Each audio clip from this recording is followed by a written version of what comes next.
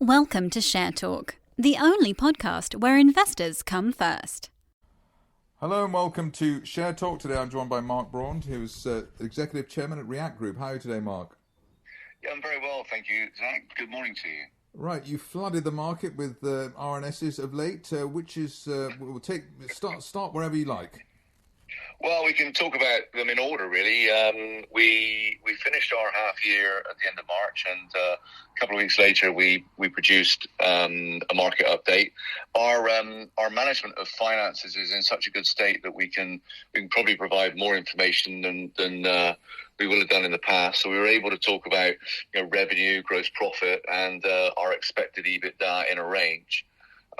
Revenue was up 19%, so continuing the growth that we had throughout last year to £2.5 million. Gross profit up 43% to £1 million for the half.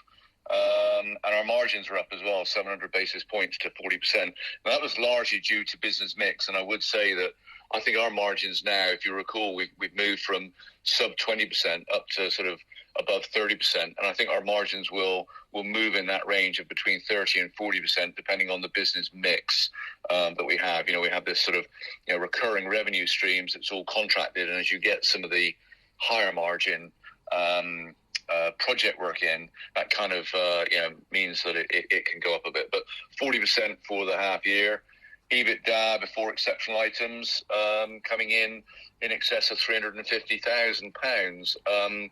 Last year it was for the half it was 85,000. So considerably up and demonstrating the operational gearing we have. We can take on an awful lot more work without having to increase the infrastructure costs. And it's just an example. We also ended up the year with £771,000 of net cash.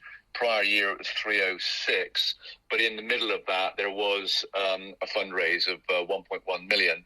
And the reason the number is lower is we just paid the 1.5 million for the pounds for the acquisition that we talked about last time we were on air. So the cash position is actually still very strong. We're converting that profit into cash, so that's all good. The other two announcements we made, one we made last week was a material contract with one of our FM customers, and both of these deals really are examples or evidence of what we're saying about the consolidation in our part of the market, this dirty end of the market where we get involved with some quite nasty stuff. We're one of the bigger players. We're the only player we think that operates on a nationwide basis with a call-out time of 4 hours, 365 days of the year. And we think that some of these large FM companies now are beginning to notice that and start asking us to be involved in taking on more and more of their work and therefore consolidating their supply chain. So the first one was a deal worth £585,000 a year. It's for contract maintenance, so it's regular work day in, day out throughout the year. And it's on the national highways. We're cleaning picnic areas and work depots, engineering depots, and the like. It's very heavy, deep cleaning work. But that's a nice, lovely revenue, a recurring revenue contract that we've added of some size. And then yesterday we announced, another major account. Now this is with one of the world's largest and leading facility management firms. And they had over 400 suppliers providing them with specialist cleaning to their 2,500 sites across the UK. Well, what they've done is they've consolidated that supply chain to just one, and that one company is REACT. And it's a 3-year deal for us to be the core vendor or vendor of choice for a broad range of deep cleaning and decontamination work in those 2,500 sites. They spend, it's difficult to sort of pinpoint exactly how much the contract is worth, but they have been spending historically about £2 million a year. More recently, it's probably edged up towards 3 million because of COVID, and also they're growing their customer base. So this is a monumental opportunity for us to demonstrate to the market that you can consolidate these large, unwieldy supply chains to companies like, or to a firm exactly like React. The one question that I have been asked is, why aren't we changing our forecasts at the moment because of these two deals? And the reason is that we've only got 5 months of the year left to go. This big contract that we announced yesterday will take time to actually bed in. We've been preparing for it for 2 or 3 months. We've got the resources. We're engaging now with the various sites, with the various managers. There are nearly 200 managers covering these sites, and it's not going to be something that happens overnight. There will be a transition as we engage with the local managers that actually call on these services. So at the moment we've remained prudent in our forecasts. But one thing I will say is, it definitely means that our current forecasts are pretty safe and secure. And then we've got another 3 years in which to bring this revenue through the books of the company. And just a sort of couple of questions from what you're sort of discussing. First one is, will there be a sort of a post-pandemic dividend for you? Will there be more business? Will things start to open up and give you more opportunities? Yeah, that we're already beginning to see that happen. So there are several difficult things for us to have handled because of COVID. Some of our sectors actually slowed down or stopped. But I think I made the point previously that whilst we do some decontamination work, it's only 10% of our business. What it's done is it's raised our profile. And we've been used as consultants by a number of firms because we actually do have a very strong technical capability.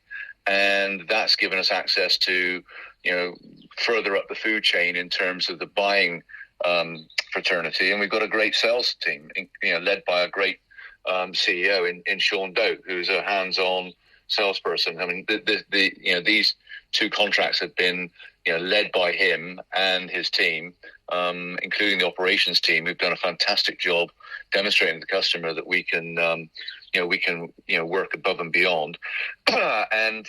So about post-pandemic, there is still the potential of a third wave, but putting that just to one side for a second, we're now trying to take full advantage of the exposure that we've had in making our case to some of these larger customers, many of whom are already customers of ours, but in a small way, to put ourselves out there. And we are also seeing a re-emergence of project work.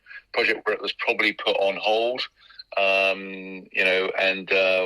where we've seen the number of decontaminations go down, the work is being replaced by work that probably disappeared or wasn't happening over the last 12 months. So there is definitely a bit of a bubble there that we're selling ourselves into. And finally, you've got these figures that you've shared with us. How scalable is the business in order to get these figures up to 2x, 3x over the next few years, let's say? I think very much so, and to be honest with you, our ambition is to do it in as quick a time as possible. So two things, the team operationally, led by Sean and by the operations managers of Sandra Norton and Dave Rudge, they've got a brilliantly scalable model, and we've already started to develop the management team underneath them. And the finance team, the work that Andrea's done to simplify everything, we put some new tech in, which has not been expensive. It's SaaS-based, so there's been no capital investment. But to simplify things has done a fantastic job, and they're able to cope with an awful lot more revenue. So in terms of that part of the business, it is very scalable, and the operational gearing, as I mentioned earlier, is such that a lot more of our profit contribution will flow to the bottom line. But we mustn't also forget the acquisition of Fidelis, which was of similar size. They have a slightly different business model, and it's all contract maintenance, therefore high quality revenue, long visibility of income from long-term contracts, and they're very similarly organized in terms of their being fit for purpose systems that are scalable in their business. So the answer to this question, although I've maybe taken 2 minutes answering it, is yes, scalable. It's just a matter now of finding the right revenue and putting it into the top of the machine. Mark Braund, Executive Chairman at React Group, thank you very much indeed. Many thanks, and have a great day.